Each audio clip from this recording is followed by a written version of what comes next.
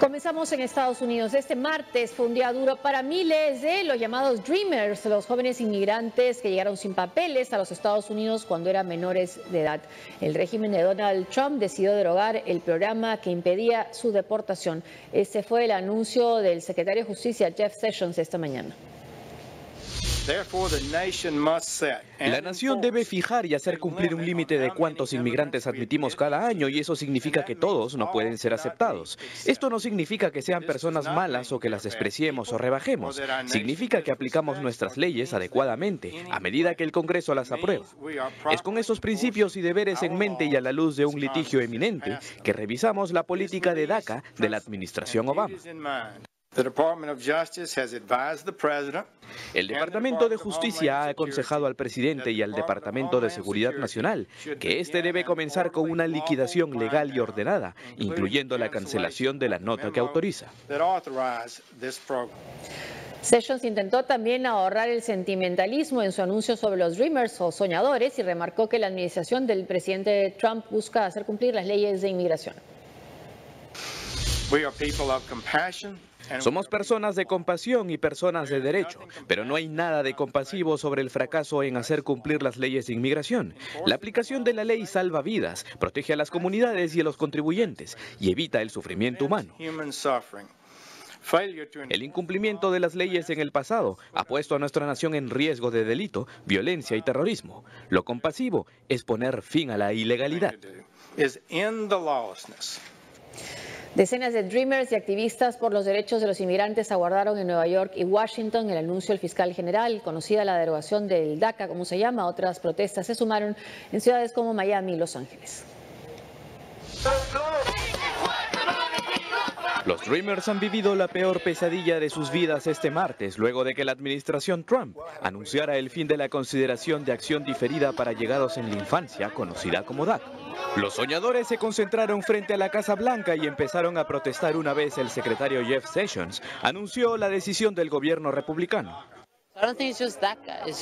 No creo que sea solo DACA, sino todo este clima político constante que nos deshumaniza desde el momento en que nos levantamos y encendemos la televisión y nos recuerda que no somos aceptados aquí y que ellos no nos ven como seres humanos. Creo que esa es la razón por la que nos hacen esto. Pero mientras esto ocurría frente a la sede de gobierno, la sala de prensa de la Casa Blanca hervía en interrogantes a la portavoz Sarah Huckabee Sanders, quien intentaba explicar la polémica decisión del líder estadounidense. Hay una idea errónea de que DACA sirve como escudo contra la deportación. Eso es engañoso. DACA otorga autorización de trabajo a casi 800,000 personas que no están legalmente autorizadas a trabajar. El principal efecto del anuncio de hoy es que los permisos de trabajo y otros beneficios del gobierno están siendo gradualmente eliminados. Sanders también aseguró que el gobierno del presidente Trump busca soluciones, sobre todo ante el desempleo de 4 millones de estadounidenses hispanos y negros, que tienen la misma edad que los beneficiados por DACA.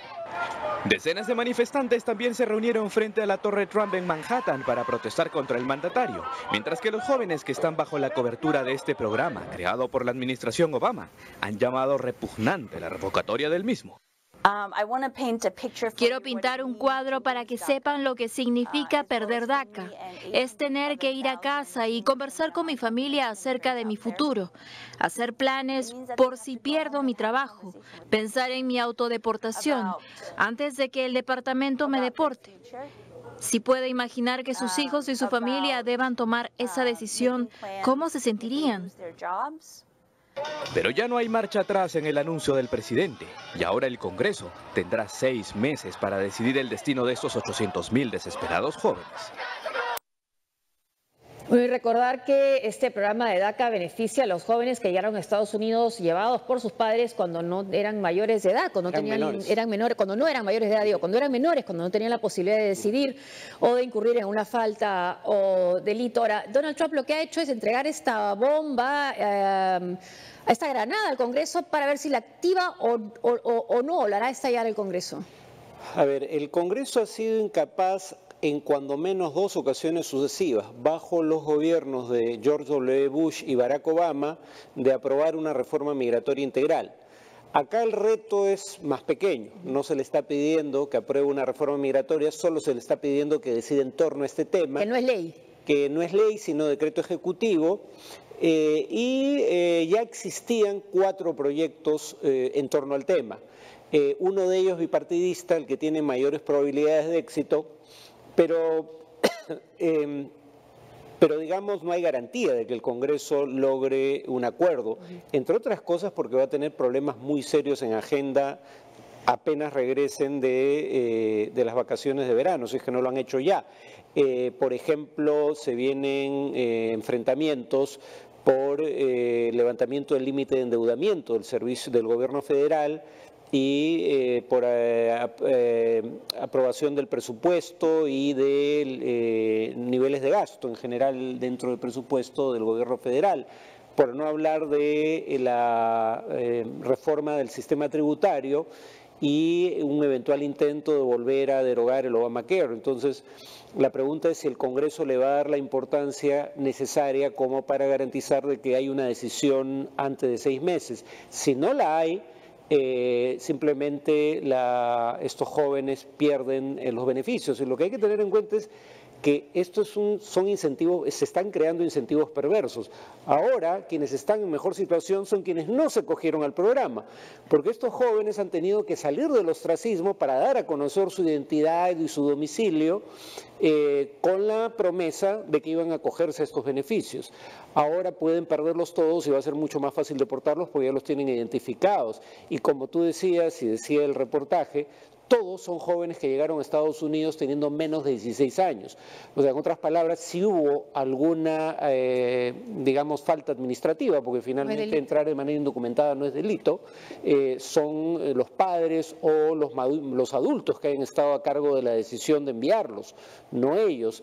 Y en cuanto a los efectos de esto sobre la economía, es más o menos evidente, esto está estudiado, de que el efecto es positivo. Si hay tiempo podríamos verlo más adelante, pero no es cierto que estos jóvenes estén quitando trabajos. De hecho, están creando riqueza de manera tal de que gracias a esa riqueza adicional hay más trabajos, no menos en Estados Unidos. Por eso es que, por ejemplo, empresarios como Zuckerberg se han manifestado en contra de esta anulación del DACA. Ahora, ¿podrían tener razones políticas también, además de humanitarias, los republicanos para votar a favor de una ley de inmigración que ayude a estos jóvenes? Pensando en el impacto que puede tener en el voto hispano, pero lo que pasa es que ya Donald Trump ganó sin el voto hispano. Sí, pero parte de la política de Trump ha sido, en un contexto en el cual su aprobación es baja, consolidar su base. O sea, dado que ha perdido, a juzgar por las encuestas, a los votantes independientes que obtuvo en la elección, e incluso a republicanos moderados, que eran una minoría dentro de su partido, las encuestas demuestran que 80% aproximadamente de los republicanos lo siguen respaldando, y lo respaldan en parte por ofertas electorales que tienen que ver con ese tema, ¿no? Porque finalmente su ataque constante fue hacia México y los inmigrantes mexicanos, y 80% de los beneficiarios de este programa provienen de México. Ahora veamos en cifras cómo está la inmigración ilegal. Bueno, se habla siempre de un aproximado de 11 millones de indocumentados. Que los estados con más inmigrantes son California, Texas, países de origen México, Guatemala. Tenemos el siguiente cuadro para ver hasta los dreamers o los soñadores en cifras. Son aproximadamente 800.000, son menores de 16 años cuando llegaron a Estados Unidos, no deben haber cometido ningún delito, ¿no?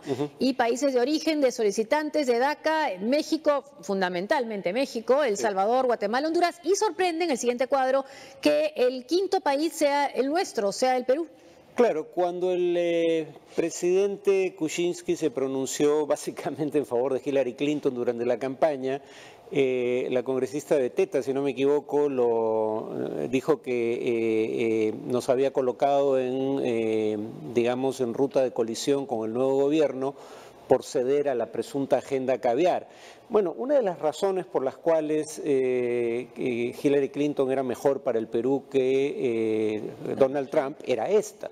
Ahora hay estos 9.000 jóvenes peruanos que se acogieron al programa están en riesgo de deportación si es que no se aprueba una nueva norma en el Congreso. A ver si eso era lo que querían quienes apoyaban a Trump en el Perú. Uno, es más, Hillary Clinton tenía a una ex activista Dreamer como jefa de su campaña en lo que era el contacto con la población y el voto hispano, Lorela Pradel Iqueña, sí, que también fue muy niña de Estados Unidos para una operación.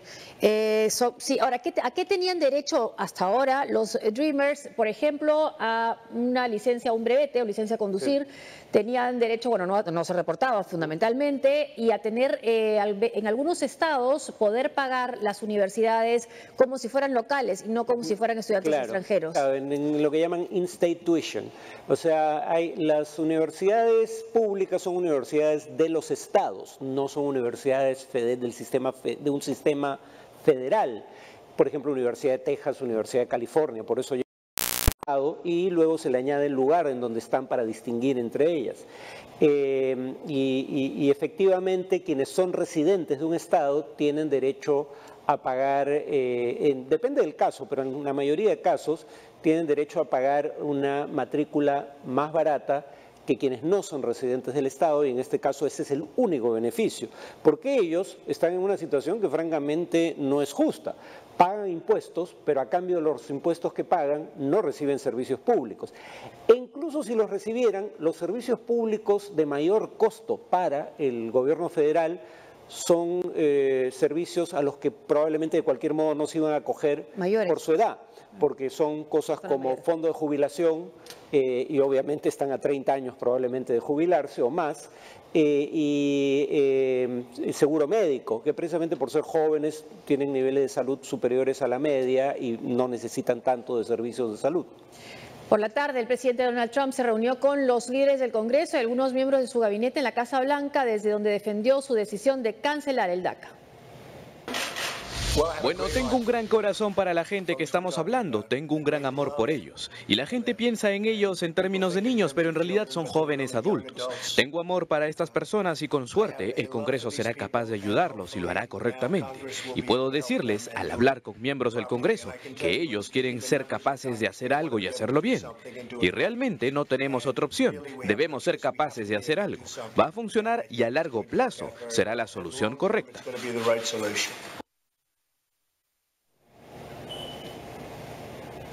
Y bueno, recordar que Barack Obama, al recibir en la transmisión de mando a Donald Trump en su oficina, lo que dijo es que le recomendó que dejara DACA, ¿no? Y esto es lo que ha dicho ahora el expresidente Obama. Se trata de jóvenes que crecieron en Estados Unidos, niños que estudian en nuestras escuelas, jóvenes adultos que están iniciando carreras, patriotas que prometen lealtad a nuestra bandera. Estos Dreamers son estadounidenses, norteamericanos, en sus corazones, en sus mentes, en todos los sentidos, excepto en uno, en el papel. Y continúa Barack Obama: mi administración actuó para levantar la sombra de la deportación de estos jóvenes para que pudieran continuar y contribuir a nuestras comunidades y nuestro país. Incluso hubo Dreamers que se enfrentaron a Barack Obama reclamándole por la cantidad de deportaciones que hizo durante su gobierno, ¿no? Claro, lo que Obama decía: mientras el Congreso no haga nada al respecto, yo tengo que aplicar la ley y la ley me obliga a actuar de esa manera. Finalmente actuó por decreto ejecutivo en la etapa, bueno, no en la etapa final de su gobierno, pero digamos relativamente tarde, hacia el fin, después de la primera gestión. Y ese es el argumento que usa Donald Trump para, digamos, terminar con DACA, ¿no? Que no pasó por los canales legislativos. Sí, pero no está claro que eso fuera necesario. Dicho sea de paso, esto es importante porque acabamos de referirnos a estos 9.066 jóvenes como ciudadanos peruanos. Y si bien eso formalmente es cierto, algunos de ellos pueden haber llegado a los 2, 3 años, no conocen otro país que los Estados Unidos, y no hablan español. Y no pueden salir de Estados Unidos porque no tienen los papeles. Exacto. Tampoco.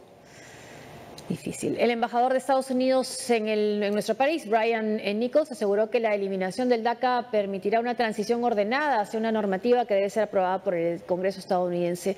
Aseguró que las deportaciones no serán inmediatas, ya que el Parlamento tiene un plazo de 6 meses para emitir una nueva legislación. El presidente está apostando por una transición ordenada. Lo que hemos tenido es un sistema solo por decreto ejecutivo y no por legislación en los Estados Unidos. El presidente y el Departamento de Homeland Security ha solicitado que el Congreso de los Estados Unidos tome tome cartas en el asunto y que avancen con un sistema más organizado, más formal, y hay un periodo de transición de 6 meses para efectuar eso. La gente que está bajo el programa, eso no cambia de inmediato. Es que no están aceptando gente nueva en el programa. Pero tenemos que ver el proceso legislativo funcionar como debiera.